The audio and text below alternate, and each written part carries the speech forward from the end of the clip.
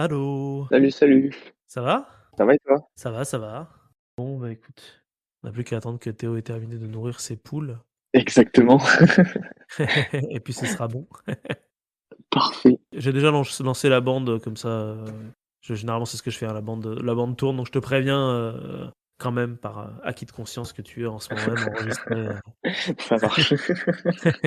Ouais, pas trop nerveux d'ailleurs du coup? C'est la première fois que tu enregistres quelque chose ou tu as déjà fait ça autrefois? Non, ouais, non, c'est la première fois que j'enregistre. Eh bah, Ouais, écoute. ça va être cool, ça va être cool. Ouais.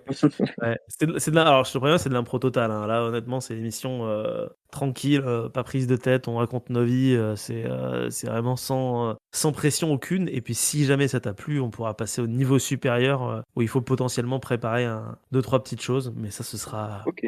ce sera si vous le souhaitez, toi et Théo, mais je recrute un peu et et vous m'aviez l'air d'être 2 bons candidats, quand je vous ai rencontrés. Je me suis dit: «Ah ah, il y a moyen de faire Intéressant. quelque chose intéressant, intéressant, intéressant». Tout à fait. Ouais, du coup, alors tu termines, tu n'allais t'en aller, tu la termines en mai, du coup, c'est ça? Ouais, c'est ça, au mois de mai, j'ai les examens Ouais et et après un peu de après, repos ou tu retournes heu, directement sur main? non, je vais essayer de bosser dès juin. Ouais, dès juin?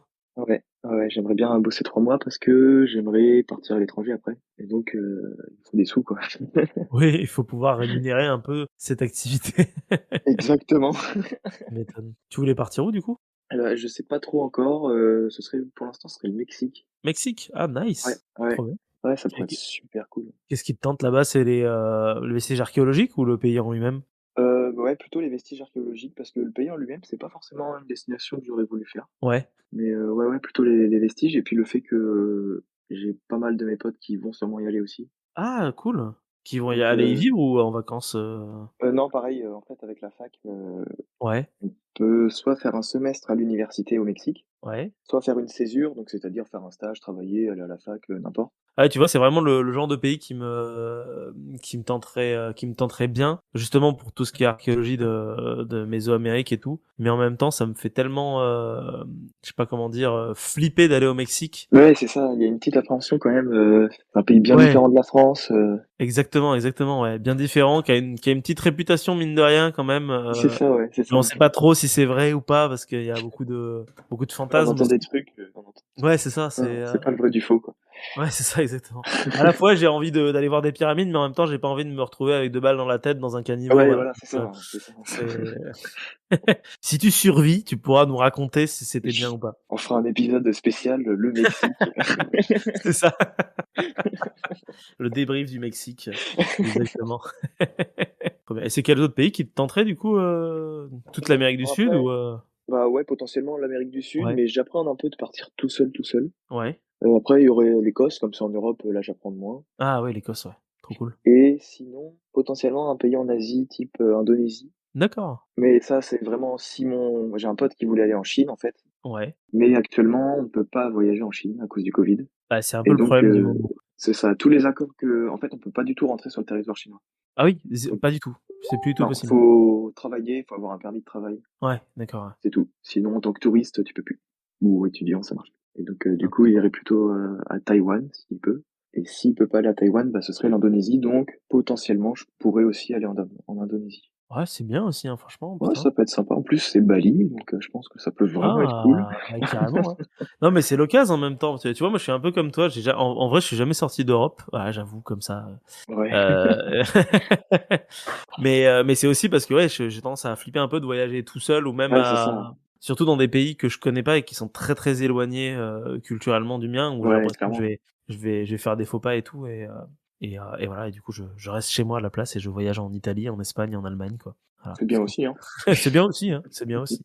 Mais c'est vrai que, ouais, de partir dans des pays étrangers, loin comme ça doit être une expérience, quoi, on va dire, Ah ouais, ouais, ouais. je Surtout, pense. ce genre d'expérience, travailler ou aller à l'université comme ça peut vraiment, vraiment changer d'un voyage touristique. Ouais, carrément, carrément. C'est vraiment, c'est une vraie expérience de vie, ouais. C'est pas juste simplement faire du Oui, voilà, clairement, tourisme de masse, quoi. pas la même Et puis en chose. plus Attends, même mais ouais, vas-y, vas-y. pardon? Non, je disais Vas-y. même si tu es sur place et que tu veux juste y bosser et cetera, rien ne t'empêche de quand même faire du tourisme dans le pays que tu as Oui, voilà, rejoint c'est pour ça. y faire autre chose. Oui, oui, bah, oui, c'est clairement l'objectif aussi de bosser, mais aussi de découvrir le pays. Ouais, voilà, c'est ça, tout à fait, ouais. Et je me souviens plus, tu parles espagnol toi du coup? Un poco. Un poco? Ouais, si, si, j'ai des cours d'espagnol et je vais bien le bosser cette année, l'espagnol, pour avoir quand Ouais. même un niveau correct, pour ensuite bien le développer là-bas si je vais au Mexique. Ouais, parce qu'il faut quand même pouvoir, maîtriser un peu la langue quoi. Ouais, c'est ça, il faut pouvoir communiquer, hein. Ouais, c'est ça un minimum. Je sais pas, je pense que les Mexicains ils doivent savoir bien parler anglais, mine de rien, ils sont quand même pas Oui, très loin je pense qu'il parle bien anglais, mais par des contre le USA français, mais quoi, oui non, c'est clair que c'est ça. peut-être moins. Je vais oublier. Ah putain, mais que je quoi qu'il me semble que si je dis pas de conneries, il me s je crois que le Mexique était à un moment donné, allié de la France parce que Napoléon III avait placé un de ses cousins ou un truc comme ça sur le trône du Mexique. C'est Ah ouais, un ouais, attends, je vais chercher parce que ouais, c'est intéressant. t'as des trucs des fois qui sortent Oui, comme ça là. des bizarreries. C'est Maximilien Ier, c'est l'empereur du Mexique.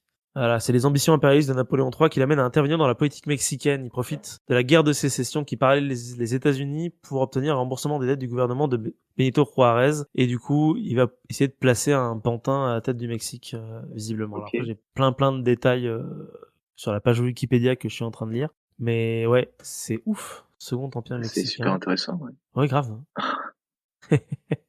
Ouais, c'est des histoires de pays qu'on connaît pas trop, mine Ouais, de c'est rien. le truc qu'on connaît pas du Nous en tout, Europe, on en parle pratiquement jamais de tout ça, quoi. ouais, Mais clairement. c'est comme tu vois, l'autre jour, je suis allé voir, Kingsman, qui est une grosse merde Ouais. comme film. Ah oui, il est nul? Mais ouais, ouais, pas très vraiment pas bon. Et en fait, dedans, vu qu'on est en train de parler du Mexique, j'ai appris un truc quand même que j'ai vérifié après, c'est que l'Allemagne a tenté une alliance avec le Mexique contre les États-Unis. Ah ouais. Ouais, c'est assez ouf. C'était pas loin de marcher, c'est juste que à la base c'était une alliance secrète et en fait les espions britanniques ont découvert qu'il y avait des trucs qui se tramaient et du coup le Mexique a tout nié en bloc en disant non non non, non on voulait pas du tout rentrer en guerre et ils se sont totalement désolidarisés du truc. Mais c'est dingue parce que tu te dis putain ça aurait si le truc avait été jusqu'au bout, ça aurait tout changé parce que Ah bah le ouais, ça aurait Mexique pu tout aurait changer. attaqué les États-Unis par surprise et du coup ça aurait empêché les États-Unis de rentrer en guerre et il y aurait eu des échauffourées complètement ailleurs en Europe Ouais, c'est ça, ouais. et, Ça a tout ouais, changé. ça peut tout changer quoi. C'est Ah ouais, clairement. à quelques actions près d'autres humains. Je trouve ça assez dingue. Ouais, Ouais, ouais, c'est intéressant, c'est fascinant. Des petits trucs qui auraient pu tout changer, ouais le petit déclic qui fait que à un instant T, il s'est passé quelque chose et que ouais, voilà, ça a changé la vie de toute l'humanité. C'est beau. exactement. J'envoie un message à Théo quand même pour lui dire. Et tu vu le lien? Ouais, il a vu le lien. J'ai vu qu'il avait vu le lien, mais ça prend peut-être plus de temps que prévu de nourrir les poules. Ah oui, peut-être. Tu beau temps en Ardèche? Oui, je vais pas me plaindre. Il fait beau. Par contre, il fait super froid. Ah, il fait froid, ouais, en ce moment. Il fait froid. Je sais pas si par chez toi il fait froid aussi. Bah alors pas autant qu'au mois de décembre en Ardèche, Ouais. mais le froid est humide et il y a du vent, donc Ouais, c'est ça, vous êtes au bord de l'Atlantique, pas très loin de l'Atlantique, mine de rien, c'est ça chauffe ça, tout ça. il y a tout le temps du vent, du coup il fait super froid. Horrible. Ouais, non, ici, c'est un froid qui est sec, mais avec le vent, tu sais, moi j'habite sur le plateau en plus. Ouais, ouais, en plus Avec sur le le, plateau. avec le vent, là, ça souffle tout le temps, ça s'arrête jamais. Et il fait un froid, mais Ah ouais, c'est un froid mortel. glacial. Ouais. Ouais, et du coup, alors, l'humidité ambiante de Angers, du coup, c'est pas. Ah ouais, non, franchement, c'est pas agréable. Alors il fait beau dans la journée, le ciel est bleu, bon là il y a un peu de nuages, c'est couvert. Ouais. Et le ciel est bleu, le matin on se lève, il fait gris, le ciel est bleu, et après on sort des cours, c'est nuageux. Oh là là. C'est la journée typique à Angers. D'accord, c'est déprimant. Ouais, vraiment. Et puis, il suffit qu'on commence à 8 heures, donc on voit pas le soleil, et on termine à 18h20, vers 20 heures, Et et on tu voit vois pas le pas le soleil soleil. non plus. Ah, on Et profite encore, des pourtant, pauses. tu m'étonnes. Vous devez l'avoir quand même un peu plus que chez nous à l'est, parce que mine de rien, Ah oui, quand bah je oui, vivais à quand je vivais franchement, à Bordeaux, je me rendais compte que le soleil avait, plus de facilité à enfin, se coucher plus tard, quoi, mine de rien, tu vois? ouais, il y a quelques minutes d'écart, donc ça change quand même un peu, hein. Ouais, c'est clair. Ouais, ouais, clairement. Il y a une influence, quoi. Je vois que Théo est en ligne. Théo, tu nous entends? Ah! Allô? Yes, Ah! Vous m'entendez ou pas? Ouais, c'est oui, bon. on t'entend, super. Ah OK, ouais, en fait, je vous entendais depuis le début, mais c'est juste mon micro. Ton micro et ta connexion, je pense, parce que Ça a coupé. ça a coupé. Ouais, alors, ouais, alors, en fait, il y a un faux contact sur mon micro, je suis en train d'essayer de voir comment je Ah peux OK. le mettre bien. C'est bon? Oui, nous, dès que tu parles, on Ouais, t'entend, en tout ça cas. fonctionne. Ouais, non, mais en fait, je pense que vous m'entendez pas tout le temps parce que des fois je parle, vous me répondez pas. Ah merde! Ah oui, du coup, non. Alors attends, là, ça semble marcher. Est-ce Ouais, que là, vous m'entendez? oui. Ah, j'ai lâché le micro et ça marche. Déjà Oh, ça. trop bien. Nouvelle. Ah ouais, je Et tu pense que qui c'est bon. Du coup, je vais toi arrêter de bouger. Regarde, tu dois garder la même position tout le temps? Ça va être Voilà. Je suis penché, tu sais, vers l'ordi, là, je ne bouge plus. oh Je mon remonte Dieu. très légèrement pour pas brusquer le micro. C'est bon, je suis redressé, ça doit être bon, là. Oh la vache. C'est bon, tu nous entends? On t'entend aussi? Ouais, bah, je pense aussi. Bon, comment OK, ça va? nickel. Bah, écoute, ça va et toi? Bah, très bien. Très bien. Les poules ont bien Je été suis nourries? content de oui, voilà, elles ont été nourries avec amour. Avec beaucoup d'amour? Ah ouais, ouais, ouais, ouais, ouais Ah, trop bien. et du coup, bah, c'est chouette de vous entendre, de nouveau. Bah oui, parce que Cool. ça fait longtemps, ça fait un petit mois là, on ne s'est Ouais, pas déjà, hein. pas Ouais, vu. ouais, ouais, Ouais, ça déjà ça passe passe vite, hein. très, très vite, hein, tout à Ça fait, passe ouais. vite, c'est vrai.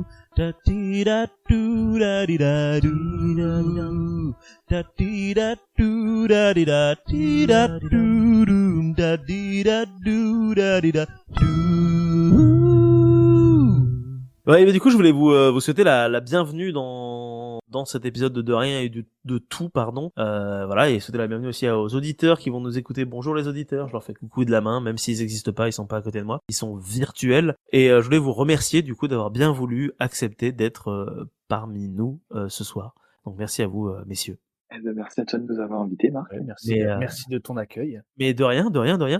Et le principe de l'émission, du coup, je le réexplique pour vous, mais aussi pour les auditeurs au cas où il y en ait des nouveaux. Et puis vu que vous êtes de nouvelles têtes, potentiellement qu'il y aura de nouveaux auditeurs en lien avec vous qui nous écouteront, c'est qu'en fait, j'ai rien préparé du tout. Voilà, c'est juste, on va parler, bah, comme l'indique le nom de l'émission, de rien et puis de tout, donc de plein de petites choses, de la vie du quotidien, de plein d'autres trucs. Voilà, ça peut être de n'importe quoi, tout simplement. Et déjà, vu qu'on a commencé un peu à parler voyage tout à l'heure avec Nicolas, et Nicolas qui va partir dans pas très longtemps, on espère, potentiellement au Mexique. Toi, Théo, t'aurais des envies de voyage dans le futur, si jamais il y a des frontières qui se réouvrent ou des trucs comme ça, mettons qu'il y ait aucun problème et que tu puisses aller où tu veux. Mettons que le monde soit meilleur qu'il ne l'est maintenant, c'est ça? Exactement. Imagine, c'est un exercice d'imagination. Ouais, moi, il y a un pays qui me botte, vachement ces derniers temps, c'est, l'Écosse, donc c'est pas très loin. Ah. Ah bah, L'Écosse, ça fait des années que ça m'attire du coup, bah, ouais, c'est certainement le projet de voyage que j'accomplirai dans un premier temps, je pense, ouais. Ouais. Ouais, je te Donc comprends. Honnêtement, j'ai pris des vacances en mars et je pensais partir en Écosse parce que j'étais jamais allé en Écosse et que c'est aussi un pays qui m'attire beaucoup. Et pour le moment, c'est un peu galère d'aller dans le Royaume-Uni, mais j'espère vraiment que ça va se libérer pour pouvoir potentiellement y aller à un moment donné parce ouais, que on espère que l'Écosse devienne indépendante et ouais, que ce ça, sera on moins croise les moins doigts. embêtant pour y aller. c'est ce que j'ai dit aujourd'hui même à des gens. Je leur ai dit putain, j'ai vivement que l'Écosse fasse son indépendance et revienne dans l'Europe, histoire que ce soit C'est ça, bon. voilà, voilà, on s'adresse aux indépendantistes écossais Si vous nous écoutez. si vous nous entendez. En fait, c'est comment dire ça? C'est rigolo parce on a tous les 3 parlé de l'Écosse, c'est-à-dire que toi, Nico, en tout début, tu me disais que t'étais aussi attiré par l'Écosse, et je me demandais ce qui vous attire dans ce pays. Enfin, c'est quand même plein de gens qui sont attirés par l'Écosse, si vous êtes pas Ouais, les c'est vrai, premiers c'est à m'en vrai. parler, c'est vraiment le pays un peu par excellence où on se dit waouh, j'ai trop envie d'y aller. Et du coup, pourquoi est-ce que vous avez envie d'y aller? Je te Franchement, laisse les répondre, Nico, ouais, avant. ouais, ça marche. Franchement, les paysages écossais sont vraiment magnifiques.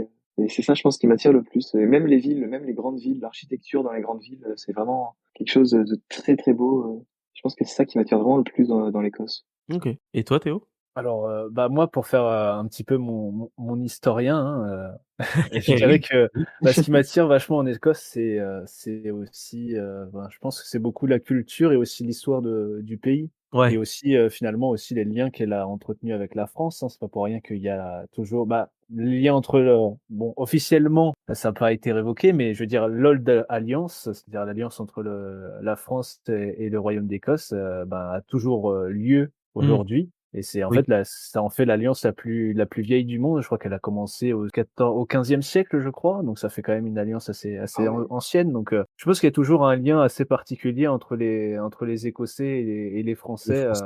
avec cette histoire-là que l'on partage, donc qui a commencé à la guerre de 100 ans et même peut-être un petit peu avant. Je dois Bah, dire que je suis pas médiéviste comme toi, donc je ne m'en j'ai rappelle retrouvé la plus, date à l'instant, c'est l'avantage d'avoir des multi-écrans. voilà.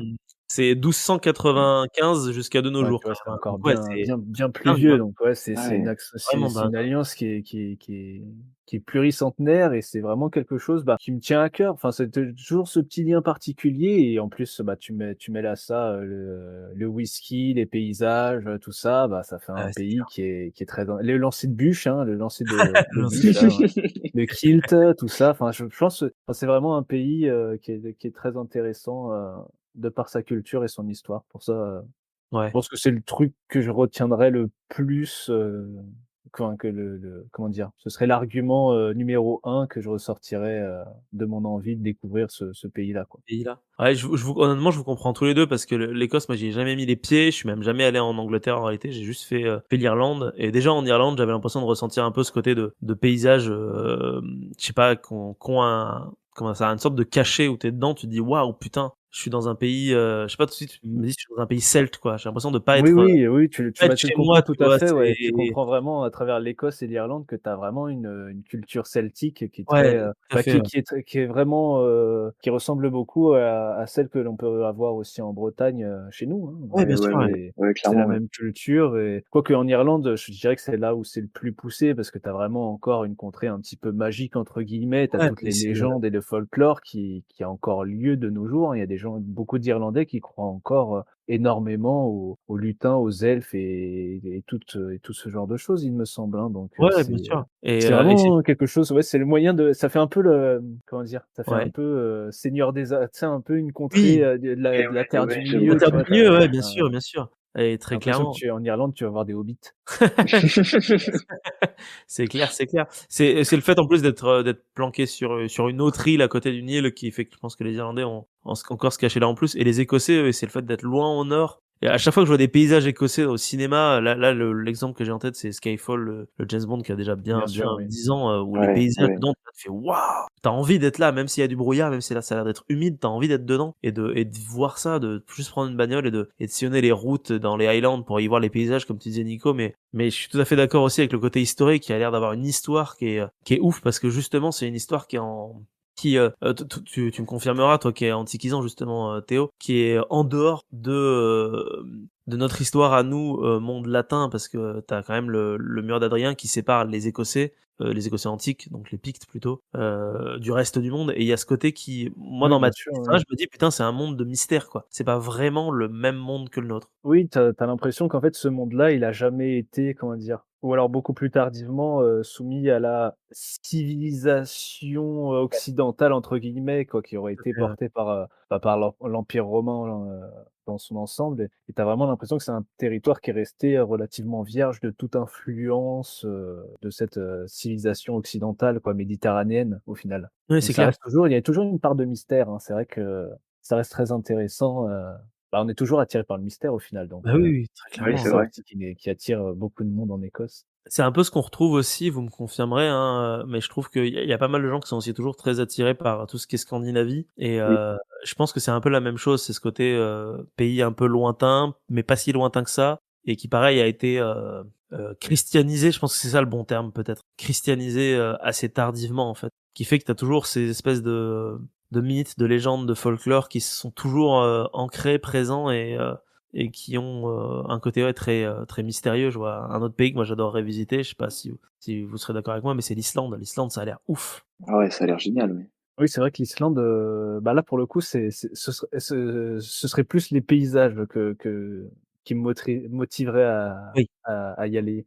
Je sais que j'ai un ami qui est allé et c'est vraiment, bah, tu loues une voiture et tu traverses l'île dans tous les sens pour aller découvrir des paysages, vraiment qui sont, ben, pour la plupart, vides de toute occupation humaine, ouais. hein.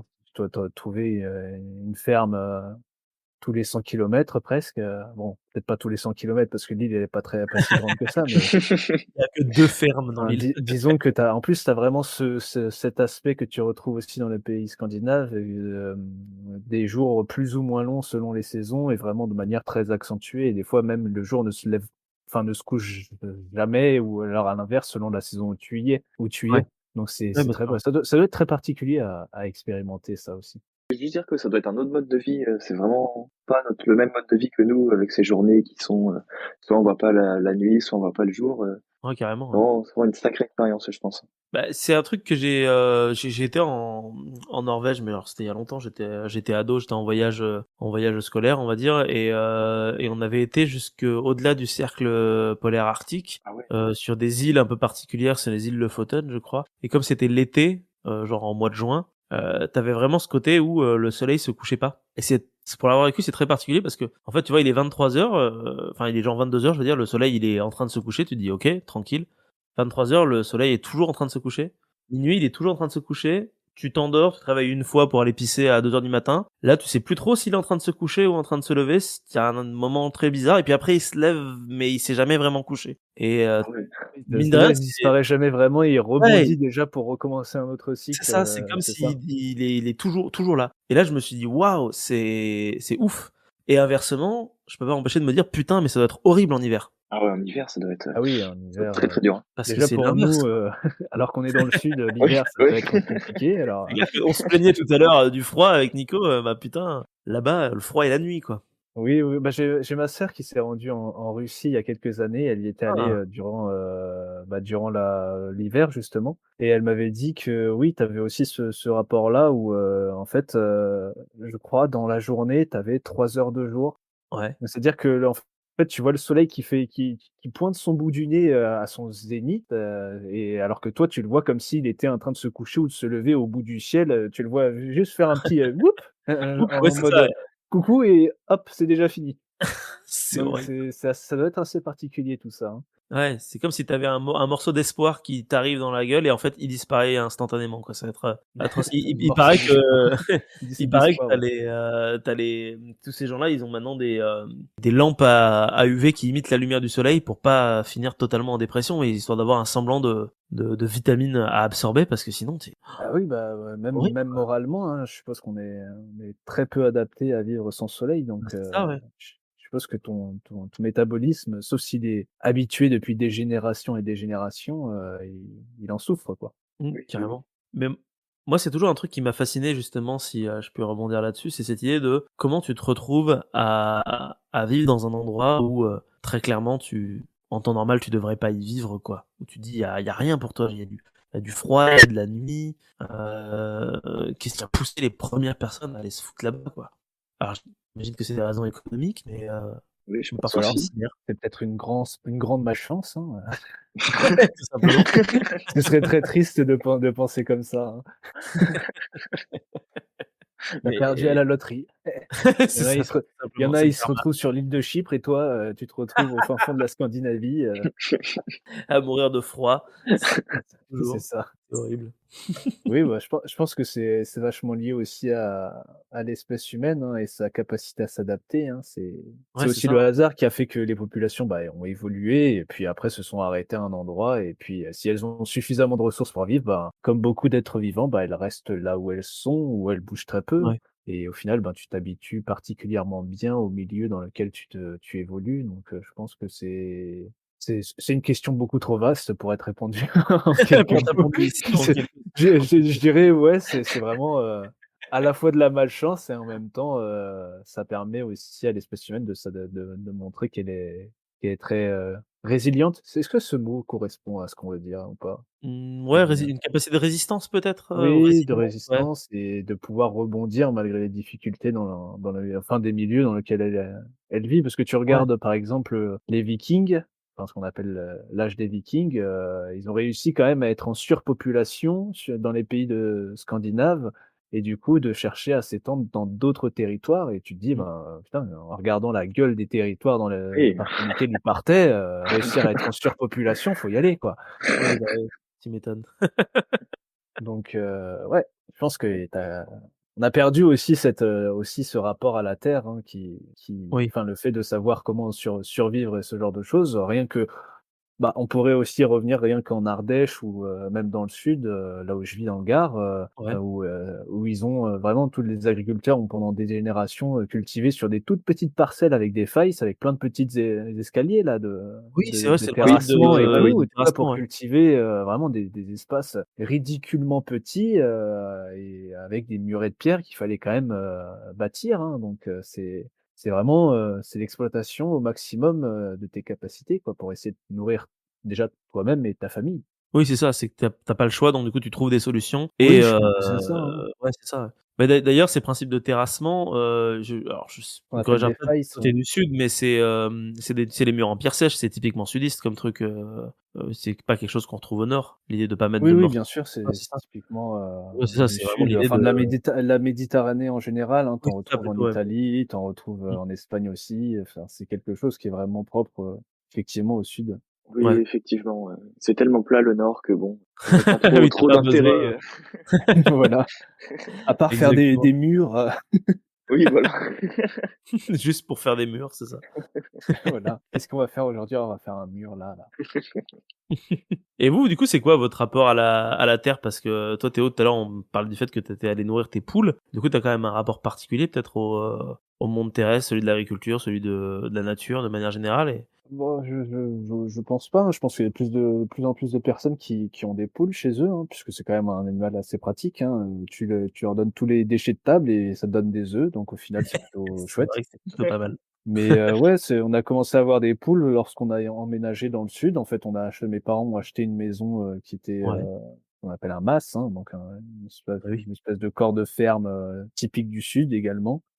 Des propriétaires avaient des poules et du coup, forcément, bah, on a acheté les poules en même temps qu'on a acheté la maison et du coup, bah, ça nous a bien plu de garder, ben, cette occupation d'avoir des poules, Mmh. et d'obtenir des œufs en échange. Donc Ouais, c'est une sorte d'échange équivalent presque, tu donnes ouais, et voilà, après on vous donne derrière. on est resté très citadin dans le sens où on va jamais manger nos poules, hein. Ah oui, ouais, C'est d'accord. c'est vraiment genre on mange leurs œufs et puis, voilà, on Et a puis elles eu vivent la leur vie, dernière voilà, couvée qu'on a eue, on leur a donné chacun un prénom et puis bon, va bouffer un animal à qui tu donné un tu dois donner prénom, un quoi. prénom. C'est plus difficile, c'est clair. Donc Tu voilà, mon m'étonnes. rapport à la terre, il est, voilà, c'est Il en il est est là, pas quoi. ouais, il en est là. Bon après, on en a aussi profité avec mon père pour planter, diverses choses, hein, notamment plusieurs centaines d'oliviers, hein, sur les hectares de terrain qu'ils ont. Ouais, Donc on a, aujourd'hui, on commence à en tirer les 1res récoltes depuis quelques années. On arrive à avoir plusieurs, dizaines de litres d'huile par an. Et c'est quelque chose qui va en général, bah, augmenter au fil des années, hein. Plus l'olivier grandit, plus il va fournir des olives. Donc on a une exploitation, agricole, très limitée, mais en même temps qui est assez ouais sympa, quoi. et puis Disons c'est on déjà vit clairement pas de ça, hein, mais c'est clairement quelque chose qui est intéressant, quoi. Mon père, il est parti du principe voilà, je prépare mon activité de la retraite. la retraite, ouais. Ah ouais, mais Voilà, c'est pour déjà s'occuper, bah, bien, voilà, il hein. aura ses hectares, d'oliviers à entretenir. Il a planté aussi des chênes truffiers, Oh, trop bien. voilà, Oui, puis c'est déjà il a hyper tenté, voilà. gratifiant, de se dire que tu récoltes le fruit de ton labeur et tu en fais de l'huile d'olive, quoi. C'est ça, ouais, c'est C'est tout quand à même fait un ça. peu Bon classe, après, quoi. je dois avouer que quand il m'a obligé à participer durant plusieurs jours, alors que j'étais ado, à creuser des trous, à y mettre, les Tu moins cailloux au joyeux. fond pour, drainer et cetera, j'étais pas trop chaud pour, pour le Tu m'étonnes. sentiment comment dire? Comme tu disais là L'accomplissement, ouais, c'est ça, de l'accomplissement et cetera. À ce moment-là, j'étais plus en mode: «Putain, j'ai froid, quoi». yes. Et toi, Nico, du coup, tu as un rapport particulier à la terre? Parce que tout à l'heure, tu parlais de paysages, de ce genre de choses. C'est quoi ton rapport à cette nature qui nous entoure et sur lequel on peut potentiellement avoir un contrôle, le labeur, tout ça? Enfin bref, même Ouais, mais c'est question. vrai qu'effectivement les paysages, c'est quelque chose qui me fascine. À chaque fois que je découvre un coin, une région, moi, par exemple, quand je suis venu en Ardèche, Ouais, c'était des paysages fascinants que j'avais jamais vus, en fait. J'étais jamais venu en Ardèche avant et c'est vrai qu'en fait, j'aime bien découvrir tous ces paysages différents. Rien qu'en France, on a des paysages vraiment différents un peu oui, partout ça c'est clair. et après dans les autres pays, comme on parlait, en Écosse, en Scandinavie, tout ça, on a des super paysages. C'est vrai que je pense que, ouais, les paysages, c'est quelque chose qui me fascine vraiment énormément. Quelque chose que, ouais, qui me fait un peu rêver, les paysages, c'est quelque chose, de vraiment magnifique, quoi. Les mots te manquent. Non, je comprends tout à fait.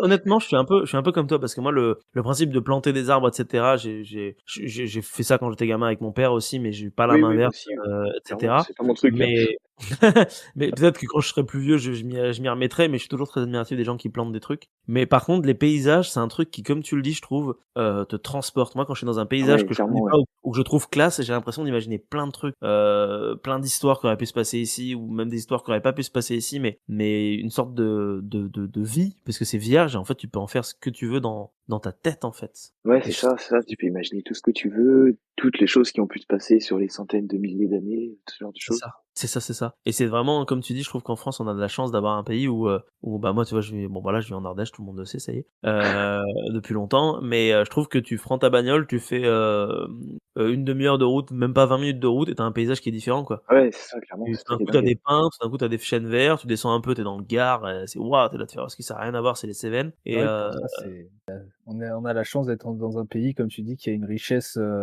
à ce niveau-là qui est assez importante, hein. Ouais, ouais, c'est c'est clair. vrai.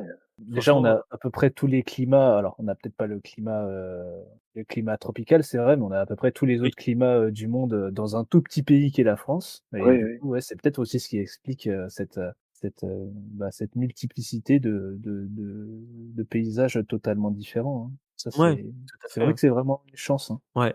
Parce que tu regardes la Belgique, bon, niveau paysage, Mais ouais, mais ou même on parlait de l'Écosse tout à l'heure, tu regardes l'Écosse honnêtement, j'ai un après j'y suis jamais allé, donc je sais pas si c'est vraiment le cas, mais oui, mais c'est j'ai vrai que tu as l'impression l'impression que que c'est toujours la même les chose, quoi. oui, Oui, c'est c'est vrai toujours que à C'est peu près hyper classe parce que je le même connais pas truc, et que j'ai pas ça chez moi, mais j'ai l'impression que c'est ouais. toujours la même chose. Alors qu'en France, tu tapes, Corrèze et après tu tapes Nord-Pas-de-Calais ou Ouais, c'est C'est Bretagne et ça, autre ouais. puis chose, tu es ouais, là, ouais, tu fais: ouais. «Waouh, ça n'a rien à voir, quoi». Totalement différent, ouais. C'est ouais, c'est une force de se dire après je me dis ça parce que je justifie le fait que je parte jamais en voyage, mais de me dire que je peux juste prendre ma voiture et je fais 3 heures de route et j'ai pas le même paysage et j'ai quand même toujours des gens qui parlent la même langue que moi, mais en même temps, c'est pas non plus la même culture parce que je trouve, et vous me corrigerez si vous êtes pas d'accord, vous avez le droit, mais j'ai l'impression que la culture, la culture est vraiment influencée beaucoup par la géographie physique du lieu, quoi, je pense. Que ce soit la culture de nourriture et cetera et Oui, c'est bien dingue sûr, de hein. dire que tu Oui, fais oui. 2 Moi, je suis heures de tout à route fait et en fait, d'accord, tu hein. as pas non plus la même bouffe. Oui, c'est vrai, c'est vrai. Oui, bah, la bouffe, oui, ça, c'est sûr. C'est sûr que ça change, ouais, effectivement. Non, mais c'est vrai, hein, que le climat et le paysage qui en découle aussi, influencent complètement le mode de vie et du coup la culture des personnes qui y vivent, hein. Ça me paraît Carrément. évident, ouais. Et de se C'est dire que moi, des fois, je me prends à imaginer cette idée que de se dire, qu'on est un pays, nous, en France, tellement, fragmenté de plein de paysages différents, de plein de cultures différentes et cetera que, il y a pas si longtemps que ça, il y a à peine, même pas 200 ans, tu avais des langues différentes Ouais, c'est vrai. et des gens radicalement différents, des systèmes, bon, pas vraiment politiques différents et cetera, mais en tout cas des manières peut-être d'appréhender le monde différentes et Oui, oui, bah, c'est aussi pour ça qu'on a aussi plein d'accents différents ouais, tout à en fait, ouais. France, hein. Ça découle justement de ces langues qui étaient différentes, hein, donc on a gardé des patois, et ce genre de choses. Mais là où la France a eu, beaucoup de comment dire? Beaucoup de chance ou alors peut-être beaucoup de force, c'est d'avoir réussi à faire son unité Mmh, bien avant, bien avant que la langue, française soit, commune dans tous ces territoires. c'est vrai. C'est-à-dire, par exemple, tu regardes l'Italie, elle est encore très fragmentée aujourd'hui, tout simplement parce que son unité, elle s'est faite il y a un siècle, voire un siècle et demi au Mmh. bas mot. C'est Donc extrêmement récent, c'est encore un pays qui est hyper fragmenté quand tu regardes le nord et le sud, enfin, tu as l'impression que c'est 2 pays différents. Déjà, ils râlent pour parler la même langue, hein, puisque la langue, italienne qui a été choisie, c'est je crois, si je me trompe pas, c'est la langue, qui était, le Piémont, pratiquée dans le nord. Oui, je crois que c'est le piémontais, Piémont, ouais. Ouais, c'est hein, Piémont-Sardaigne à la base, je crois, oui, oui, le parce que voilà, le roi qui a fait Gilles l'unité, Louis, c'était, le roi de Piémont-Sardaigne qui s'appelle, Victor Emmanuel, je sais plus, oui, un Victor truc Emmanuel, dans le c'est ça, genre. exactement.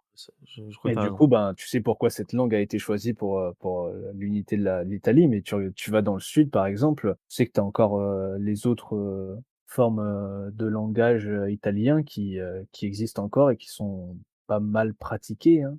Tu as vraiment Ouais, une culture qui est très différente, il me semble. ouais, c'est dingue ça. Mais je savais pas du tout, tu vois? Je m'étais jamais posé la question du fait qu'en Italie, il y avait différents types de langues italiennes, mais maintenant que tu le dis, c'est logique puisque chez nous, c'est pareil. Mais Oui, oui et puis le fait que, en plus, il y ait pas eu cette réunion, enfin cette unité plus tôt dans l'histoire, ben, ça fait que le pays est encore, très divisé aujourd'hui. ouais. Oui, alors que l'unité de la France s'est fait quand même assez tôt. Je pense qu'on Oui, pourrait assez tôt caler ça au et Moyen dans Âge, la quoi, à la douleur limite. aussi, hein, faut pas le Oui, bien cacher, sûr, ouais. hein, c'est aussi Bien dans la sûr, bien sûr. douleur, hein, quand, même, comme tu disais là, il y a assez peu de temps, quand quand, il y avait encore le patois qui était pratiqué et que pour, contrer ça, on interdisait de parler le patois dans l'école et cetera. Il y avait des punitions qui en C'est découlaient la pour c'est la 3e République qui a mis en place ça, oui, il me semble que c'est oui, ça. c'est dingue de se dire que ouais, c'est quelque chose de très, très récent comme tu dis. L'unité, Mmh, tout politique à a fait. été faite avant, mais l'unité de langue et l'unité de culture a Mmh. été, assez tardive, en fait. Oui, oui, puis en fait, il suffit de regarder l'hymne, je reviens à l'Italie, mais tu regardes Ouais, l'hymne dis-moi. italien et il en parle, concrètement, hein, de ça, hein. C'est quoi l'hymne italien? Je connais pas du tout.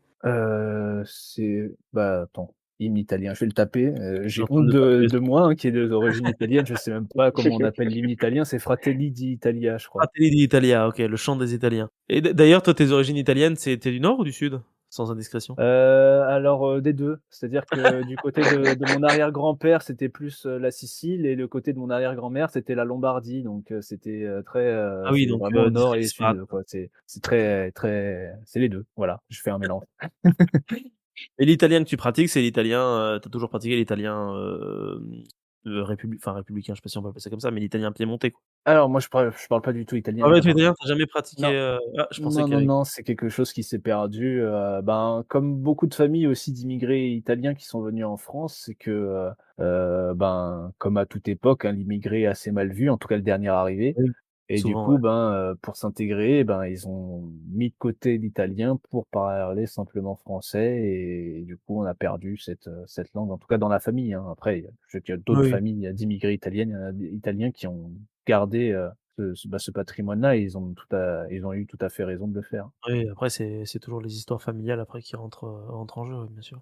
Et toi, Nico, tu as des origines, d'immigrés, de quelque part? Alors, c'est vraiment pas sûr parce que j'ai pas beaucoup d'informations sur mes arrière-grands-parents ou encore plus loin. Ouais, Mais l'arrière-grand-père de ma mère serait portugais d'accord. et du côté de mon père, ce serait plus la Bretagne. J'aime Rien à bien que voir, quoi. oui, puis j'aime bien que, c'est immigration et on met Portugal et Ouais, Bretagne c'est vrai. ensemble. C'est vraiment la Bretagne ne fait pas partie de la France. On parlait tout à l'heure de cultures différentes. Là, on est vraiment dedans. La Bretagne, ouais, c'est ce qui reste c'est un peu ce qui reste d'unité culturelle, largement différente avec le Pays basque et la Corse quand même, hein, Ouais, c'est vrai, ouais. mais c'est vrai qu'ils ont ce truc à part, comme quoi on boucle la boucle, comme l'Écosse, pour l'Angleterre, quoi. Ouais, Mais, exactement. pardon, du coup, je t'ai coupé. Portugal et Bretagne alors du Et coup, OK. Bretagne, voilà, c'est ça. D'accord. Mais Portugal, on n'est pas sûr?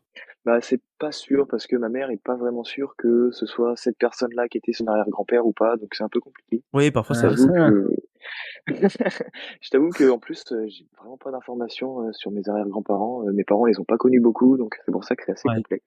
Ouais, non, c'est clair que Mmh. c'est pas C'est vrai toujours évident. que c'est assez triste de se rendre compte qu'au final, notre histoire, on la perd très rapidement, hein. Dès qu'on ne serait-ce Ouais, il que suffit de niveau Oui, arrière-grands-parents, si pour une raison ou une autre, il y a pas eu tellement de contact ou malheureusement ces personnes sont décédées, précocement et tout, tu te rends compte que l'histoire de ta famille, tu arrives à la faire remonter à tes grands-parents et après, des fois ouais, tu voilà, es c'est ça. complètement perdu. ouais, non, c'est clair. C'est Exactement vraiment, ça, ouais.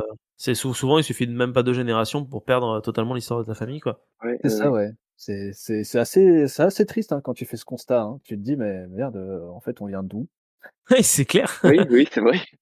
C'est peut-être pour ça que récemment, tu as beaucoup les trucs de génétique qui sont ressortis où les gens, Ouais, les Oui, tout tests à ADN, fait, tout ouais, ça. ADN les pour savoir de quelle généalogies notamment. ouais, ou aussi les travaux de généalogie, ouais, Ah c'est ouais, ça. ça les petits vieux, ils adorent faire ça. Ma grand-mère, elle adore faire ça, hein. Honnêtement, je les comprends. Je pense que quand je serai vieux, j'aurai envie de faire ça, mais Moi aussi, clairement, ouais. après bon, j'ai Pour un le avantage. moment, ouais, voilà. Pour le moment, on fait autre chose, après, Après, j'ai un avantage, moi, j'ai une partie de ma famille qui est suisse, romane, donc suisse francophone, et là-bas, ils notent tout.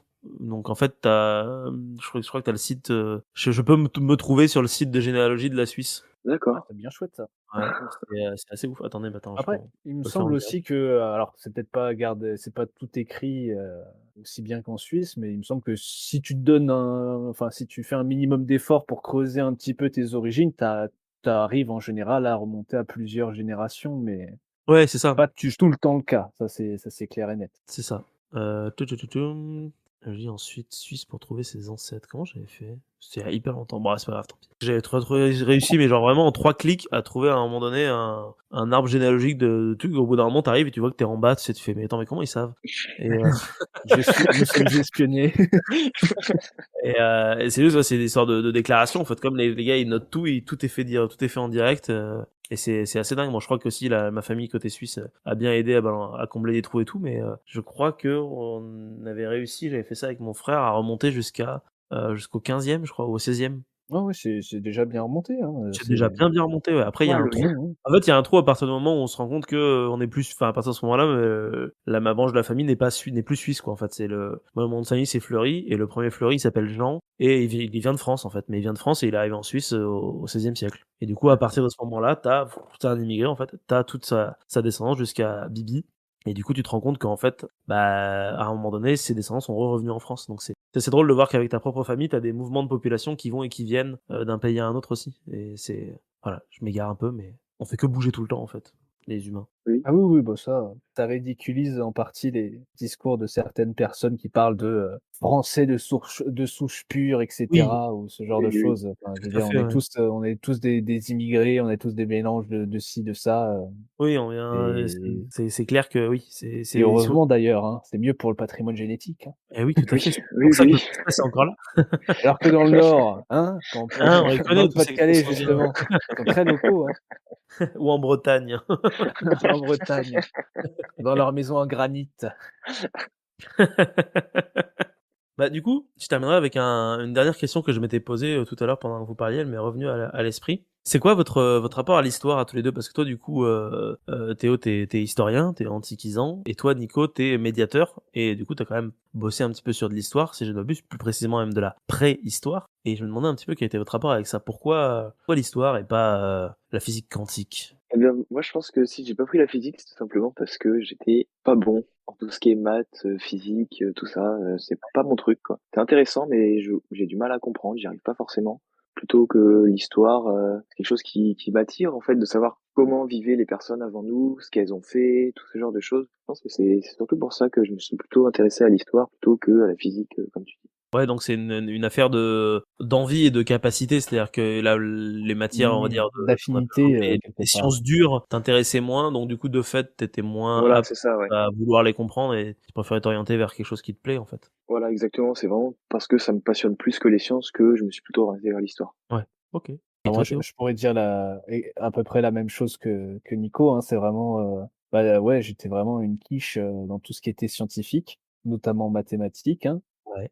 Mais, depuis que je suis tout petit, en fait, je me suis rendu compte que dès que je passais dans un lieu un petit peu chargé d'histoire, que ce soit une ruine ou quoi que ce soit, je pouvais pas m'empêcher d'essayer d'imaginer ce qui s'était passé ou les gens qui ont pu vivre à ce moment, enfin, dans ces ruines, à quoi ça devait ressembler et cetera. C'est quelque chose vraiment qui me passionne depuis que je suis tout petit, de me dire, ben, quelle est l'histoire de tel ou tel lieu, enfin, quelles personnes ils ont pu voir, passer au fil des années. C'est vraiment quelque chose qui m'a toujours, attiré et Ouais. puis, après, forcément l'histoire étant extrêmement vaste, j'avais quand même plus d'affinité pour le monde romain, précisément. Pourquoi? Je saurais pas vraiment le dire. J'ai toujours été un petit peu fasciné par, bah, le fait de se dire qu'il y a déjà 2000 ans, ben, tu avais quand même des Gugus, en tunique, à partir d'une ville, en Italie qui ont réussi à conquérir, l'Europe, entière, et qui ont réussi à maintenir cet empire durant plusieurs siècles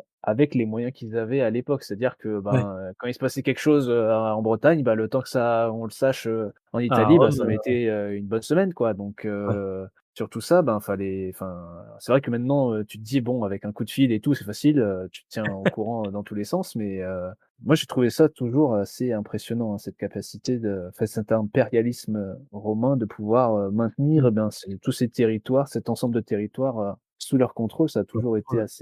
assez marquant. Puis Ouais, notamment, bien sûr, hein, le symbole un peu de Rome, c'est un peu aussi, son armée, hein. C'est pourquoi aussi je me ouais. suis orienté vers la reconstitution historique de cette période, essayer de me rapprocher un petit peu plus, du quotidien de ces personnes-là à leur époque, hein. Modestement, hein, puisqu'on saura jamais véritablement ce qu'ils ont pu ressentir, hein. C'est des mentalités totalement différentes d'aujourd'hui, des conditions physiques totalement différentes d'aujourd'hui aussi, hein, parce que nous, on fait ça un week-end, on a des douleurs partout, on a mal au dos, on a mal aux pieds, mais Quand tu es en à campagne à l'époque, l'époque, c'est pas pareil, quoi.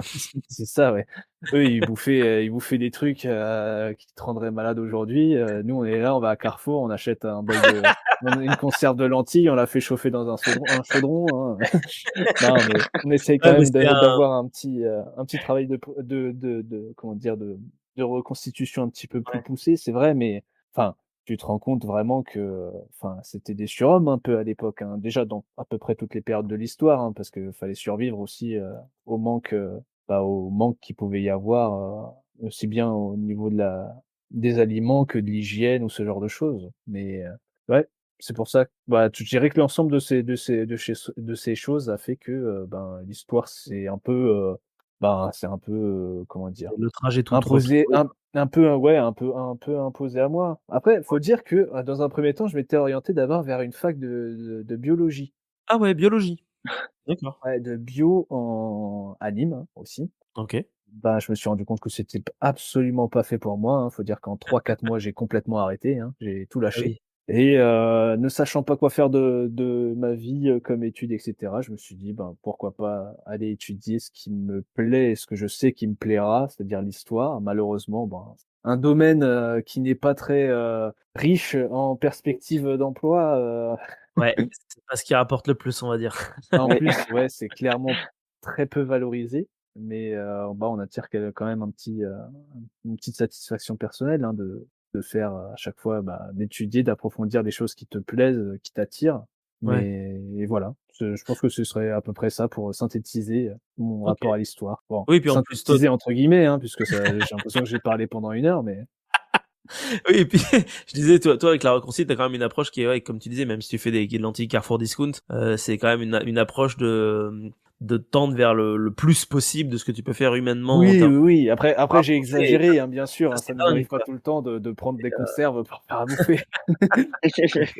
mais c'est quand même, je Je trouve, disais une manière d'approcher l'histoire qui est extrêmement intéressante parce que c'est pas que l'histoire à travers les bien textes ou sûr. à travers une jumelle, c'est essayer de tenter de C'est la de vivre, de en de la vivre, dans sa chair, quoi, fait. Ouais, c'est faut ça, te ouais, dire aussi que, pour la comprendre. malheureusement, malheureusement ou pas, hein, c'est comment dire? Cette possibilité qu'apporte, la reconstitution historique, elle est géniale parce qu'au final, tu auras un rapport à l'histoire qui est forcément totalement différent de tous les historiens classiques, Bien sûr, ouais. qui ont évolué jusqu'à nous. Enfin, je veux dire, il y a des historiens qui sont incroyables, niveau connaissances, manuscrites, et générales sur les périodes et cetera. Mais, quand vient, les connaissances pratiques, là, ils sont complètement à la rue. Mmh. C'est-à-dire, le truc tout con, pourquoi les pareil, je reste sur l'exemple, de l'armée romaine parce que c'est Ouais, bah, oui, celui c'est que je ce que tu connais le connais, quoi. mieux, mais pourquoi les légionnaires avaient le glaive à droite alors qu'ils étaient droitiers, principalement, hein? Bah, oui, si, hein, Alors que, hein. durant la période médiévale, l'épée est à gauche pour pouvoir dégainer plus facilement. C'est tout con, c'est quelque chose que tu te rends compte avec la pratique, c'est que, quand tu es, en position de combat avec le bouclier, Oui, calé pas sur dégainer. ton côté gauche de ton corps, tu ne peux absolument pas aller Oui, chercher ton épée enfin ton glaive, du côté gauche. Donc, tu fais en sorte de le choper du côté droit et la taille de l'arme étant bien adaptée, c'est une lame suffisamment courte pour te permettre de dégainer du côté droit. C'est-à-dire que tu auras pas ouais. besoin de faire un mouvement ample et te découvrir, tu auras besoin de simplement de faire un petit mouvement court et rapide qui te permettra de dégainer facilement. Et oui, Pareil pour, tout ce qui est posture de combat, c'est pas quelque chose que tu vas apprendre dans les sources qu'ont laissé les auteurs antiques, ni même par les historiens qui ont que étudié des bouquins. La position de mmh, combat, moi je l'ai apprise, en me à la en me dure. prenant des coups dans la gueule, en me disant: «Bah merde, ça marche pas», Mais oui, mais c'est avec ça la qui est pratique, dingue. quoi, voilà, tu En as fait, juste, tu te rends compte que tu enfin, ce qui est toujours très drôle quand tu commences la reconstitution historique romaine, c'est quand tu mets le bouclier,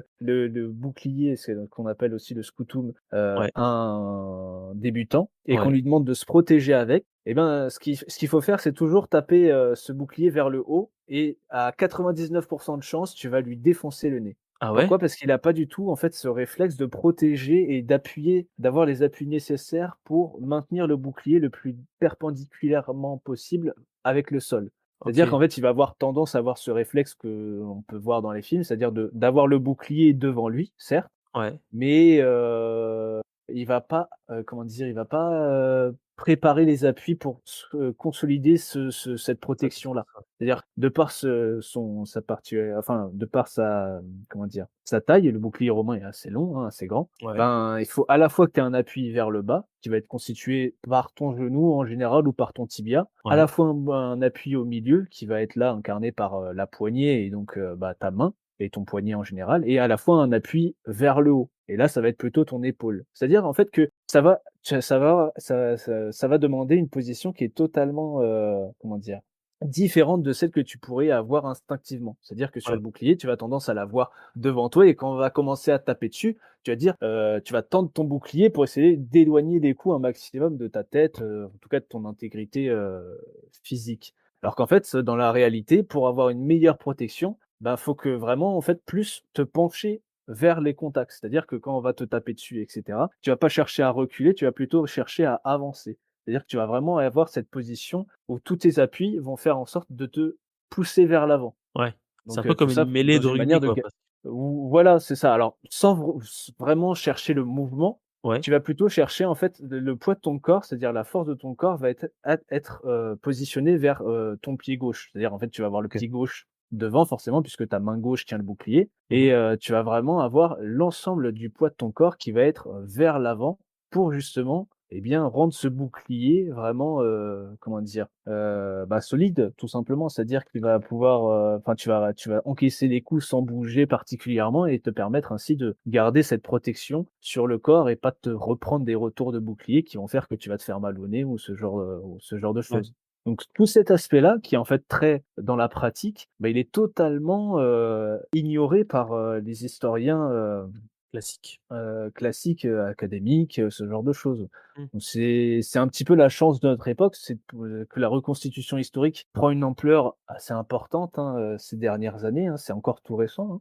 Ouais. Mais ça permet en fait de révolutionner un petit peu notre rapport à l'histoire. C'est ce que j'ai tendance à dire, c'est que en fait, malheureusement, sur la chose antique en tant que telle, ben, l'ensemble des sources, on les connaît. Hormis une découverte, majeure absolument, Mmh. incroyable et presque, miraculeuse, hein, il faut le dire, ben, on n'en saura pas plus forcément sur, cette période-là. Ouais, on a C'est-à-dire un peu qu'en fait le fait, tour, quoi. ça fait plus d'un siècle que les historiens, ben, après on a eu quelques découvertes, hein, fort heureusement, Bien notamment sûr. archéologiques, hein, bien sûr, qui, ben, ils débattent en général, les historiens débattent et renouvellent un petit peu le débat sur des sources que l'on connaît déjà depuis des Mmh mh. dizaines et des centaines d'années. Donc certes, on apporte une vision qui est actualisée heureusement par les apports de l'archéologie, mais on reste assez, comment dire? Limité dans ces connaissances-là. Alors Ouais. que l'archéologie expérimentale permet d'apporter, ben, un renouveau à ce genre-là, cette histoire-là, cette Bien époque-là. sûr.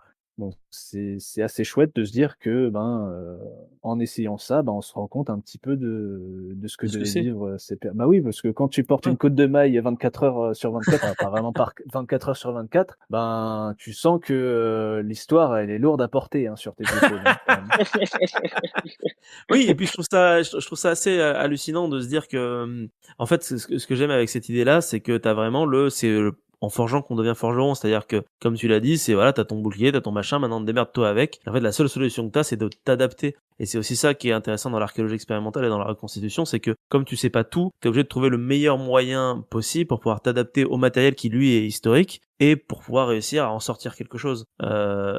Et d'y arriver, c'est tout un processus mental d'essayer de se remettre dans Tout à fait. les modes de pensée des gens de ces époques-là, parce que là on parle de reconquête romaine, mais ça peut marcher pour tout. Oui, bien Ça peut sûr, marcher pour du tout à néolithique, ça fait. peut marcher pour du médiéval et d'essayer de comprendre ce geste. Et je trouve qu'à partir du moment où on comprend le geste d'une personne, c'est vraiment comme si on arrivait à comprendre presque le mode de pensée de la personne. Et de Tout là, à fait, ouais, tout découle la suite, quoi. Ça crée une ça crée connexion, en fait. une connexion, une émulsion un petit peu, scientifique et même intellectuelle, Tout à fait, de ouais. tout ça. Et puis mine de rien, ça permet aussi l'émergence d'un domaine qui est l'histoire du geste.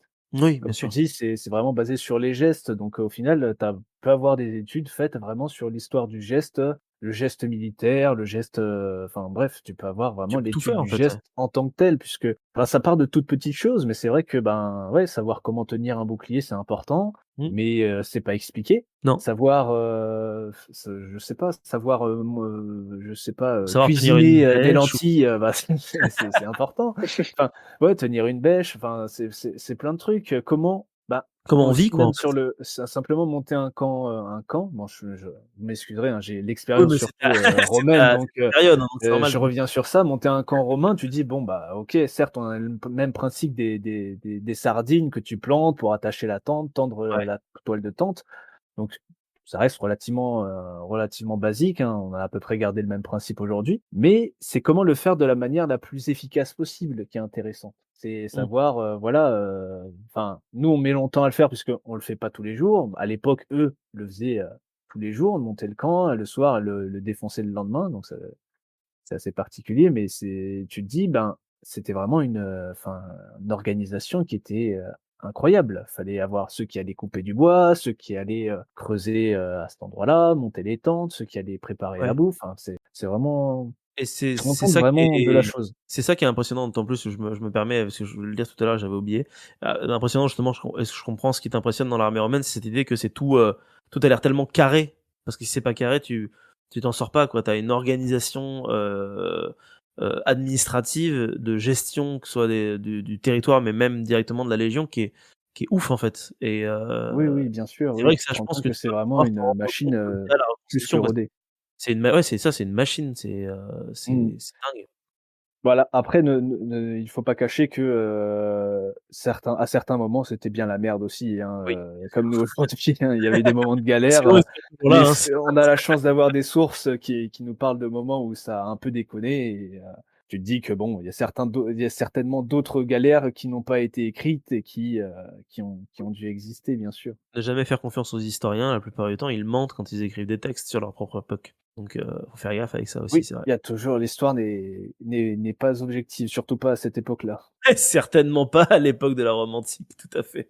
Oui, tout à fait. Ça, c'est aujourd'hui déjà, l'histoire enfin, on essaye de faire un travail d'objectivité sur l'histoire, mais enfin, ça n'empêche pas que, malgré tous les efforts du monde, l'historien vit à son époque. C'est-à-dire qu'il aura la mentalité de son époque, qui est influencée par, le monde qui l'entoure et même si tu fais tous les efforts du monde pour essayer de t'en détacher, Pas possible. ton raisonnement sera toujours impacté par ton environnement. C'est un Donc biais quelque part, faut biais toujours ouais, d'interprétation. voilà, faut toujours, tu as toujours un biais particulier comme tu dis quand tu écris quelque chose, tu as toujours forcément ton environnement qui parle à travers, ce que tu écris quelque part. Mmh. Bien sûr, bien sûr, bien sûr. Et toi, Nico, vu qu'on sait que Théo est antiquisant de bout en bout, toi, tu as une période en particulier qui t'a toujours un peu chauffé quand même dans l'histoire, ou tu es vraiment, généraliste, si je puis dire? Non, j'étais plutôt généraliste avant de travailler dans la préhistoire. D'accord. J'aimais bien vraiment toutes les périodes m'intéressaient, même si la Renaissance, bon, c'est pas ce qui m'intéressait le plus. Mais franchement, j'aimais Ouais. bien, le XXe siècle aussi avec les guerres mondiales, je trouvais ça super intéressant. Oui. Et sinon, ouais, depuis que j'ai découvert la préhistoire avec toutes ces périodes, toutes ces très, très longues périodes d'ailleurs, enfin vraiment c'est un sujet qui me passionnait pas forcément au début et qui petit à petit avec toutes les expériences que j'ai pu avoir, je le trouve vraiment super intéressant comme domaine. Mmh, c'est vrai que c'est une période qui est assez intéressante parce que c'est comme tu dis, c'est des périodes qui sont beaucoup plus longues et quand on parlait tout à l'heure d'imagination, ça laisse peut-être plus la part belle aussi à une forme d'imagination Oui, voilà, c'est ça, oui. d'imaginer la vie de ces gens-là qu'on ne connaît pas et qu'on aura toujours beaucoup plus de mal à connaître parce que là où en Rome antique, tu le matos pratiquement complet du légionnaire et t'as plus qu'à, entre guillemets, «essayer de t'en servir», là tu te retrouves en préhistoire avec 3 bifaces Ouais, c'est ça, tu 3 cailloux et là puis tu fais: voilà. «Waouh, OK, bon alors je fais quoi avec ça?» alors qu'il fait -40 degrés et toi tu sais que tu vas crever quoi si tu as ça. Oui, bah, Heu, oui. il y a ce côté vraiment où tu dis: «Waouh, les mecs sont déter», mais c'est ça qui est ouf. On parlait tout à l'heure de Rome antique, on parle maintenant de préhistoire un petit peu, c'est que, moi ce qui me touche dans cette histoire, c'est que j'ai toujours l'impression que l'humanité est déterminée à faire des trucs et des trucs qui, quand je regarde ça, me semblent totalement impossibles. Alors, j'ai saoulé un peu tout le monde aujourd'hui avec ça, mais j'ai vu un super documentaire de Arte sur, Stone Age et honnêtement, il y a une découverte qui moi m'a bouleversé, c'est de savoir que, une partie des pierres de Stone Age qui forment, ce qu'on appelle l'arcade extérieure, viennent en réalité d'un autre site qui est situé au Pays de Galles. Et c'est un site identique, c'est-à-dire que les pierres étaient dressées et en fait c'est les gars, t'as plein de trucs de recherche ADN, enfin je vous gâche je vous divulgage pardon le documentaire, mais en gros c'est des Gallois qui ont déménagé et avec eux ils ont pris leurs pierres qui pèsent entre 1,5 tonne et 3 tonnes. Et là tu te dis putain mais les gars mais vous êtes des malades, et ils font de l'archéologie expérimentale, ils se rendent compte que la seule solution qu'ils ont c'est de faire des putains de traîneaux tirés par 30 gugus pour transporter ces pierres sur 243 kilomètres. Et moi c'est des trucs Facile. qui me font dire mais en fait on est vraiment une espèce De taré. ouais, de taré, c'est ça, on est déterminé à faire des trucs, et je trouve ça ouf et je trouve ça beau aussi parce que c'est vraiment, on Bah, veut c'est faire des beau et machins et ça fait peur à la fois. ouais, c'est un peu Quand, les Oui, quand 2, on ouais. y pense, c'est vrai. c'est vrai, oui. On se dit que quand on a une idée en tête, bah, Ouais, on peut y mettre on des efforts absolument colossaux pour y parvenir, et en même temps, c'est pour ça qu'on se rend compte qu'on est vraiment borné des fois sur certaines choses, quoi. c'est vrai qu'il y a aussi une forme de côté borné, mais j'ai quelqu'un aujourd'hui qui m'a dit que c'est aussi, j'ai trouvé ça beau seulement parce qu'au début j'étais un peu en mode, «Putain mais c'est des Ah oui, non, malades», mais c'est vrai que ça, et c'est beau, et hein. qui m'a dit que c'était, aller au-delà de simplement juste, voir vers quelque chose de plus grand. Et il y a un parallèle que cette personne a fait avec l'histoire qui moi me touche le plus, à savoir du coup le Moyen Âge, où c'est vrai que au Moyen Âge on construit des cathédrales et les gens qui les construisent, ne verront jamais la fin. C'est vrai. Ouais, c'est Et c'est vrai, vrai ouais. qu'il y a quelque chose de beau dans cette idée de: «Je construis un bâtiment Pour les avec plein de générations champs, futures, avec oui. pour les générations futures». Alors ça peut être un bâtiment, en l'occurrence c'est religieux, c'est souvent cultuel de toute façon en archéologie, mais tu le construis pas pour toi, tu le construis pour les autres.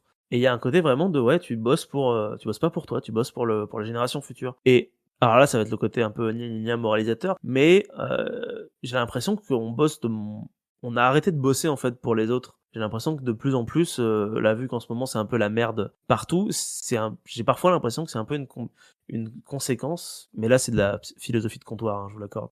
Une conséquence du fait qu'on a arrêté un peu de bosser pour les autres, mais qu'on bosse que pour soi, tout le temps pour soi, et qu'on a du mal à visualiser le futur. Et que de fait, ben, comme tu le dis, Théo, on est borné, mais là on est borné à notre échelle 1, quoi.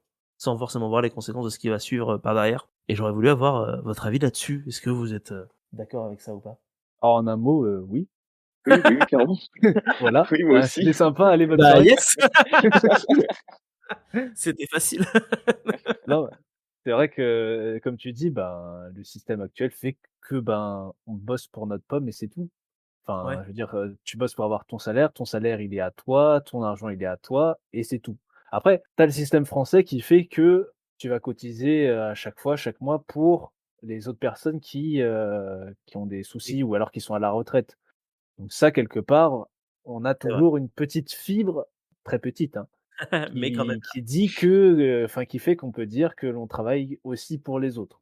Après aussi, modestement, on participe, je pense à, l'économie du pays dans sa globalité. C'est-à-dire que toi, en tant que travailleur, bah, tu vas créer de la La richesse. richesse dans ton pays, tu vas Ouais, dépenser, ton argent, ben, dans les commerces et cetera, qui va faire petit à petit augmenter la richesse du pays. Donc ouais, de manière très minime, on peut dire qu'on travaille aussi encore pour les autres, mais de manière, quotidienne, je dirais qu'on travaille essentiellement pour nous-mêmes, hein. ouais, Comme tu dis, c'est Oui, quelque chose qui clairement, s'est oui. tu travailles plus vraiment pour la communauté, si l'on peut dire, quoi. C'est quelque chose que tu vas plus peut-être retrouver dans les associations. C'est-à-dire que ouais, les gens qui vont ressortir ce manque de travail, du don de soi pour les autres, ils vont souvent s'orienter vers des associations, que ce soit le Secours populaire, la Croix-Rouge, ce genre de choses, pour donner un petit peu de leur temps aux autres. Mais c'est quelque chose qui a effectivement tendance à disparaître, malheureusement, comme tu dis. ouais. Et toi Nico, d'accord avec ça Ouais, du coup? ouais, ouais, je suis vraiment d'accord, surtout là, en ce moment, quand je vais en ville, on voit des centaines de personnes tous les jours, et ces centaines de personnes, bah, on n'a aucune interaction avec elles, on les croise juste comme ça, on les reverra sûrement jamais d'ailleurs. Ouais, Et c'est vrai que on est vraiment dans quelque chose, dans un monde vraiment individualiste, alors même si oui, comme Théo a pu appuyer, on cotise pour tout le monde, on crée, la richesse du pays et cetera, mais c'est vrai que c'est chacun pour sa pomme, chacun sa poire et chacun fait son truc de son côté, quoi. Oui, tout à fait. Je me dis en cas de catastrophe, moi je serais pas étonné de voir des gens se foutre sur la gueule pour essayer de Ah bah choper le oui, dernier sandwich à la fraise, ah oui, Bah, j'en on connais l'a plein, vu oui. avec le PQ en 2020, hein, j'ai envie Oui, de dire. avec le PQ et les pâtes, Ah oui, oui, oui, non oui. mais c'est ça, tu vois vraiment que les gens, ils sont égoïstes, égocentriques au possible et que, à la moindre merde, ben, tous ces gens-là vont se foutre sur la gueule. Alors certainement que, en cas de bon là, je suis en cas extrême, en mode survivaliste et tout, mais qu'en cas d'apocalypse, bah, ces gens-là vont se foutre sur la gueule. Donc, déjà, ça va écrémer un peu le tout, mais, j'ose espérer que, ceux qui vont survivre, ce seront ceux qui auront fait preuve de solidarité, d'esprit, d'équipe et d'esprit de communauté, bien sûr. Parce que j'ai du mal à imaginer un individu survivre lui seul, Bien alors que, sûr, l'humanité Oui, depuis ses origines a survécu grâce, aux autres. bah, aux autres, au groupe et à la communauté. D'ailleurs, ça me fait rebondir sur un truc, alors Ouais, c'est vas-y, ça vas-y. qui est un tout petit peu en lien. Je lis un ouvrage, sur, alors je sais plus l'auteur, je vais essayer de le taper vite fait. Ça s'appelle, un livre qui s'appelle «Pourquoi nous dormons». Pourquoi nous dormons? Ouais, c'est une analyse, enfin un livre vraiment sur, ah voilà, alors pour lui rendre hommage quand même, j'ai essayé de trouver le nom de l'auteur, hein, c'est la moindre des choses. Alors l'auteur c'est Docteur Matthew, Walker OK, et en fait dans cet ouvrage il explique, ben, toutes les natures de sommeil, et cetera. Mais pour en venir au sujet qui nous intéresse, ouais. en fait on s'est rendu compte que l'humanité, alors bien sûr dort, hein, ça je vous apprends rien, mais mais surtout que, c'est vrai qu'on a tendance à dire à vulgariser en disant: «Ouais, toi tu es du matin, toi tu es du soir, machin», et on a l'impression de dire que ça enfin, on a plus l'impression quand on parle de ça, que c'est quelque chose qui est, du choix de la personne. Oui, En fait, oui, ce monsieur s'est rendu compte grâce à d'autres, hein, certainement, que, c'est pas tout à fait vrai. C'est-à-dire qu'en fait, c'est le fait d'être du matin ou du soir, bah, ça va ouais. être totalement génétique. Alors D'accord. pourquoi c'est Ah ouais, ah génétique? ouais, Pourquoi ça fait trop partie de bien. notre évolution? Eh bien, tout simplement parce que enfin, il explique ça, que en fait, c'est dû à l'esprit de communauté, de l'homme. C'est-à-dire que depuis ses origines, l'homme forme bien sûr un groupe Ouais, bien et sûr. pour, enfin, comme le fait que quand on dort, ben, on est plutôt, vulnérable aux prédateurs et aux ennuis. Putain, c'est des tours de garde. Voilà, en fait, Mmh. les individus se sont adaptés, ont adapté leur sommeil. C'est-à-dire que tu vas avoir une partie des individus qui va se coucher très tôt, mais se réveiller très tôt et d'autres qui vont se coucher très tard, mais aussi se réveiller très tard. Alors pourquoi alors tu te dis: «Mais pourquoi ça fait ça?» Bah, tout simplement comme tu dis pour, réduire en fait cette période, Bah oui. cette fenêtre où, ben, le groupe était vulnérable. Alors c'est pas vraiment précisément pour créer un tour de garde puisqu'à ce moment-là, ça veut dire qu'on aurait vraiment des sommeils Oui, des totalement ouais, décalés, mais c'est plutôt pour réduire vraiment cette fenêtre de vulnérabilité. Ce qui fait que si tout le monde se couchait à la même heure, c'est-à-dire on va dire vers 22 heures et se réveillait à 8 heures, bah, ouais, on tu aurait une vraiment fenêtre de vulnérabilité d'une dizaine d'heures ou de 8 heures, on va c'est dire, si énorme, tout le monde suit un sommeil de 8 heures, donc ce qui est absolument énorme. bien Alors que sûr. si on décale un petit peu le sommeil, bah, ça fait que cette fenêtre, elle se réduit à 4 heures et que du coup, ben, ça favorise la survie, C'est ben, du incroyable. groupe. C'est-à-dire que tu vas avoir certaines personnes, bah, justement qui vont s'endormir très vite et les autres plus tard et ça tout ça, ça va permettre en fait de favoriser, vraiment la survie du groupe et j'ai trouvé ça hyper intéressant Ah de se ouais? rendre compte que c'est vraiment quelque chose qui s'est, imposé par la nature et l'environnement, au genre humain. C'est-à-dire que tu as vraiment génétiquement des personnes, semble-t-il, hein, après j'ai pas fait des Oui, expériences, bah, ouais, pour le comment dire? Le prouver, mais tu as vraiment des gens qui sont vraiment du matin et des gens qui sont vraiment du soir. Tout ça parce que l'histoire de notre, ben, de notre génétique, de notre espèce a fait que, ben, il fallait absolument avoir cette différence-là pour favoriser la survie, du groupe et de la communauté. ah, je trouve ça ouf comme, comme Ah, anecdote. moi je suis resté un peu sur le cul, hein. Bah, là, c'est moi, je suis là, c'est voilà, sur le cul. Pour en parler franchement. Tu m'étonnes. Mais alors du coup, j'ai envie de vous poser la question, vous êtes plutôt du soir ou du matin alors? Ah, je suis Bah, je obligé, hein. moi Eh oui. et alors après, ce que je vous ai pas dit, c'est qu'il y en a qui sont du matin, il y en a qui sont du soir et il y en a qui sont à peu près au milieu. C'est Ah! vraiment pour remplir toutes les cases. C'est-à-dire que tu auras bah, en vrai, je pense qu'on connaît tous, dans notre cercle, de proches ou même un peu Ouais, moins proches, des personnes qui, vont se coucher assez tôt, mais qui vont être, genre tous les jours réveillés à 5 ou 6 heures du matin, quoi, qui vont faire des trucs de fou, pendant que toi tu dors et que tu te réveilles à 8 heures, quoi. Ouais. Et enfin, moi je sais que j'ai une personne comme ça dans mon entourage et ça c'est clairement quelqu'un du matin, par exemple, mais c'est vraiment quelqu'un de vénère, hein. Oui, c'est Oui, c'est-à-dire C'est-à-dire que que oui, là, oui. ouais, c'est-à-dire que cette personne, elle va jamais arriver à dormir plus que ça. Enfin, ouais, sauf si elle se couche beaucoup plus tard exceptionnellement, mais c'est vraiment quelque chose son qui est rythme de vraiment base, ancré en elle. Alors que ouais, d'autres personnes qui sont vraiment du soir, bah, ça va vraiment être du genre à se coucher, facilement, au-delà de minuit tous les jours pour se réveiller, à partir de 10 heures, quoi. ouais. Donc c'est assez particulier. Moi j'estime que je serais plus, dans l'entre-deux. Bah, C'est-à-dire que j'aime pas veiller trop tard, mais j'aime pas aussi me coucher trop tôt. Donc c'est-à-dire que je suis vraiment, je dirais, pile entre les 2. Après, c'est vraiment aussi un petit peu la société actuelle qui nous force à suivre le même schéma c'est ça, de Oui, aussi, oui. sommeil. tous C'est-à-dire, le même, on est tous un peu réglés de la même manière, justement, comme tu dis, c'est parce que, ça, mais quand tu te avec, sépares de cette, comment dire? de ce schéma, De ouais. de ce schéma-là, ben, tu as ta nature de sommeil qui ressort, plus facilement et du coup, il expliquait je finis d'en Ah parler ouais, après vas-y, on après je vous laisse tranquille avec ça et du coup, il expliquait que justement, en fait, ces personnes qui sont naturellement du soir, eh bien, ont des gros problèmes de santé. C'est-à-dire ils vont être, sujets beaucoup plus facilement aux maladies cardiovasculaires, au cancer, à ce genre de choses parce qu'en fait, ils vont contre la nature, de leur sommeil. C'est-à-dire qu'ils vont essayer de suivre le schéma de la société, c'est-à-dire on commence la journée à 8 heures, on finit à 18 heures ou un truc dans le genre, ouais. à peu de choses près et en faisant ça, en fait, ils vont pas suivre leur rythme de sommeil naturel et ils vont se fatiguer et avec le temps, ça va user leur corps et ainsi de suite. C'est-à-dire que, ben, ça va les user et réduire leur espérance de vie et quand tu Mais regardes ça, tu te dis: «Mais c'est complètement c'est C'est fou, vrai en fait». intéressant. Tu te dis: et «Mais puis pourquoi alors, on fait pas une société où, ben, on on est décale, vraiment les divisés, les on les décale horaires complètement. et cetera, quoi?» Ce serait incroyable de faire un truc comme ça. Oui, Mais c'est oui. vrai que maintenant que tu le dis, moi j'ai pas mal de connaissances qui sont plutôt, dans ce cas-là, à se coucher un peu tard et à se lever tard aussi et c'est vrai que, c'est des proches à moi qui souffrent du fait de devoir se lever tôt. C'est-à-dire que dès que Ah oui, parce faut que se c'est vrai, lever ça reste une à torture, hein, 7 heures, pour c'est ces une gens-là, forme hein. de ouais, C'est c'est une vraiment, forme de souffrance, quoi.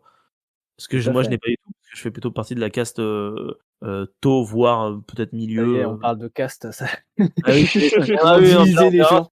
Et toi, Nico, du coup, bah, j'arrive plus à parler. Tôt ou tard, du coup? Ça va dépendre de période, mais c'est vrai que j'ai toujours tendance à me lever assez tôt. Même si Ouais, j'ai pas forcément besoin de me lever tôt, je vais me lever tôt, en fait. ouais, je suis un peu comme toi, en fait. J'ai du mal, en fait, à dormir. Même si je me couche super tard, bah, je vais pas forcément dormir, beaucoup plus que ce que j'aurais dû. Ouais. Toi aussi, tu as Oui, ce oui. réflexe de genre, tu te couches par exemple, je sais pas, à 2 heures du matin et tu vas quand même te réveiller à 8 heures. Ouais, ouais, je me réveille en plus, là, en ce moment, je me lève à 6h30 quand je commence, à 8h, Ouais. et bah, je me réveille toujours quelques minutes avant mon réveil Ah, ça et c'est m'arrive pas beaucoup. souvent, à 2-3 minutes près, c'est toujours la même heure, quoi. C'est assez C'est dingue, dingue. hein, c'est vraiment le Ouais, réveil c'est interne, fou. Bah, ça Ouais, ça aussi, il en parle dans le bouquin, mais je vais arrêter d'en parler parce que ça va devenir lourd à Allez, allez, force. vas-y, une dernière anecdote. Non, non, en fait, pour faire court, en fait, c'est juste que notre cerveau, en fait, a vraiment une horloge interne qui fait que justement, comme tu dis, Nico, on se réveille souvent quand on a l'habitude ou même quand on prévoit, hein, ça arrive souvent qu'on se dise, bah, le lendemain matin, voilà, oui, faut que je sois réveillé à 7 heures et à 5 ou 10 minutes, voire un quart d'heure avant, on va se réveiller naturellement, tout simplement parce qu'en fait, il y a une sorte de minuterie qui va se mettre à notre cerveau et le cerveau, même quand tu dors, se rend compte du temps qui passe. Ouais. Après, OK. il explique ça avec un cycle qu'on appelle circadien ou circanien, je sais pas quoi, qui fait que, voilà, le cerveau a un comment dire? Une, un rythme, de 24 heures environ, un petit peu plus en fait, plus on est jeune, plus ce rythme va être, allongé, mais qui va faire, se répéter, ben, du coup, toutes ces phases, de sommeil, voilà, on a tant d'en je vais dormir tant d'heures, puis me réveiller et tout ça et non, c'est très intéressant comme ouvrage, hein, si vous avez, Ouais, Oui, ouais, il a l'air tu intéressant, le ouais. fais c'est vraiment bien, hein, si c'est vraiment bien, si si franchement, si vous vous posez des questions sur le sommeil, c'est très intéressant. Je lis petit bout par petit bout parce que ça reste quand même un livre scientifique, donc c'est pas quelque chose que tu peux ouais, dévorer comme ça tu parce qu'il y a beaucoup, beaucoup de données et d'informations.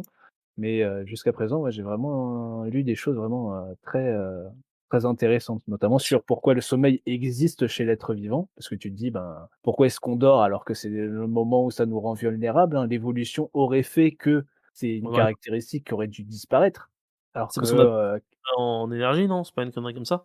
alors c'est lié à l'énergie, mais apparemment c'est surtout lié en fait à la capacité de notre cerveau. C'est-à-dire en fait, on aura tendance à avoir des sommeils, enfin le sommeil est essentiel quand à l'activité cérébrale. C'est-à-dire que quand, du moment que la vie a besoin d'un cerveau, ben, elle aura forcément besoin de sommeil, semble-t-il. Faut que le cerveau se repose, sinon il arrête de fonctionner, quoi, en fait. Bah, c'est-à-dire en fait, ouais, il fonctionne pas très bien. Ouais. D'accord, bah, putain, bah, c'est hyper Oui, Je intéressant vous tiendrai au franchement. courant, hein, plus ouais, j'avance dans le bouquin, on voilà. veut la suite. Bah, écoutez, merci à vous tous les 2 d'avoir bien voulu participer à cette émission. Ça m'a fait super plaisir de vous avoir. Bah, C'était de vraiment même. très chouette. On a parlé Oui, de plein de c'était trucs, génial. hyper intéressants donc merci, merci et puis merci à vous, chers auditeurs, qui êtes chez vous. J'espère que ce nouveau binôme, nouveau, vous aura plu et on espère, vous revoir tous les 2 très, très vite à un moment donné ou à un autre et sur ce, je vous dis au revoir, chers auditeurs et à la prochaine. Ciao et là, vous pouvez leur dire au revoir si vous voulez. Au Au revoir les revoir. auditeurs. Au revoir. Ça fait bizarre de dire au Dormez revoir à bien des gens, surtout. qui existent pas. Mettez en commentaire si Vous vous êtes dans du les matin ou du soir. C'est bien, t'as déjà les trucs. J'ai les réflexes. Da